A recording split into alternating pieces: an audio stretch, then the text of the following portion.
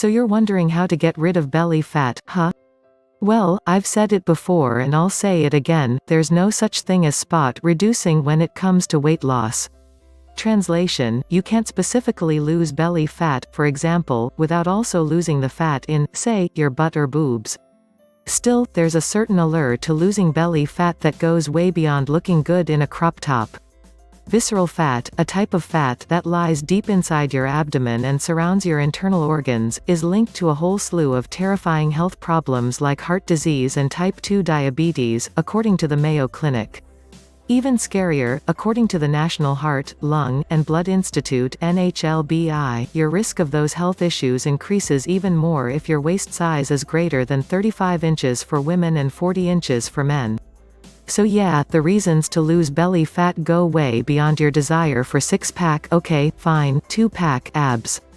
Try these strategies to drop pounds, and shed that belly fat in the process.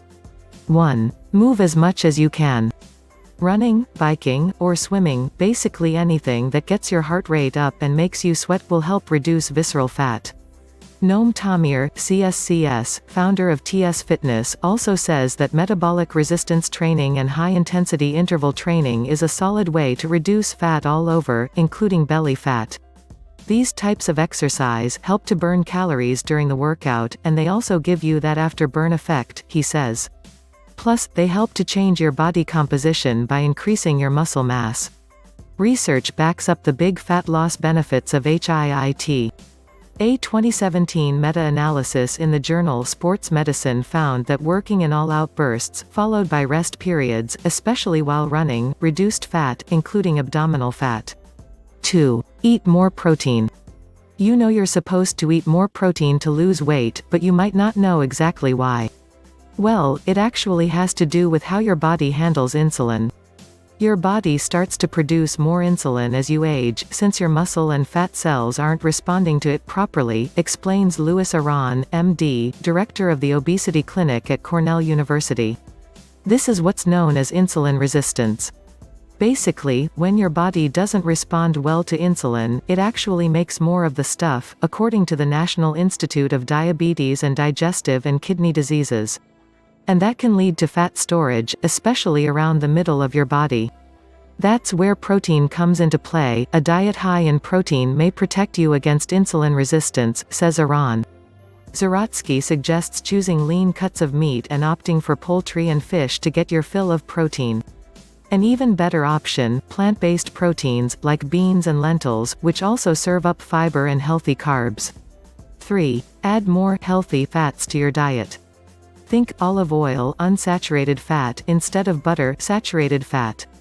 Aside from raising your cholesterol levels, saturated fats also pack on more visceral fat than unsaturated ones, according to a 2014 study in the journal Diabetes. When subjects ate 750 more calories daily for 7 weeks, either in the form of palm oil saturated or sunflower oil polyunsaturated, the former gained more visceral fat while the latter gained more muscle mass and less body fat. Polyunsaturated fats can be found in nuts, seeds, and fish.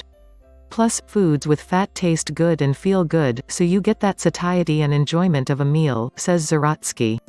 This can help you cut back on overeating or reaching for more food post-meal. Just keep in mind, fats are higher in calories, so you still have to keep your portions in check. 4. Pay more attention to how well and how much you sleep. Don't sell your sleep short. According to one 2017 study in the journal PLOS ONE, participants who got 6 hours of sleep a night had a waistline that was, on average, 3 centimeters larger than those who got 9 hours.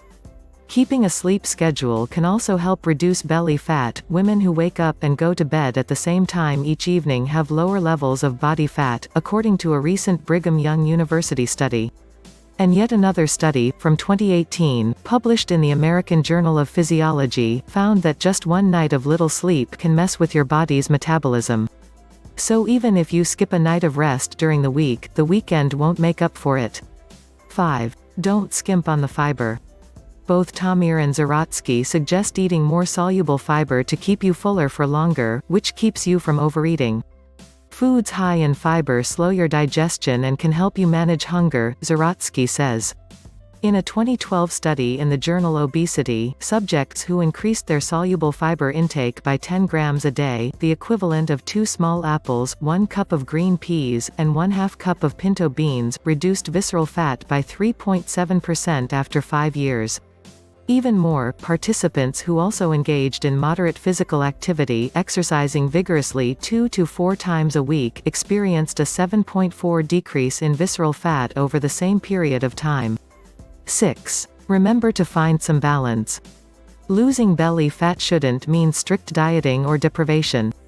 People often think that you have to eat certain foods or avoid certain foods to lose weight, and in reality, it comes down to eating more of a balanced diet that is portion and calorie controlled, says Zeratsky. This allows your body to have enough energy to do what it wants to do while managing weight. When you want to turn your diet around, don't focus on the idea of restriction, Zeratsky says. Instead, think about the foods you can eat and how you can manage your hunger. Eat foods that are more filling and have more water, like fruits and veggies, which will help your stomach respond to the weight to food, she says.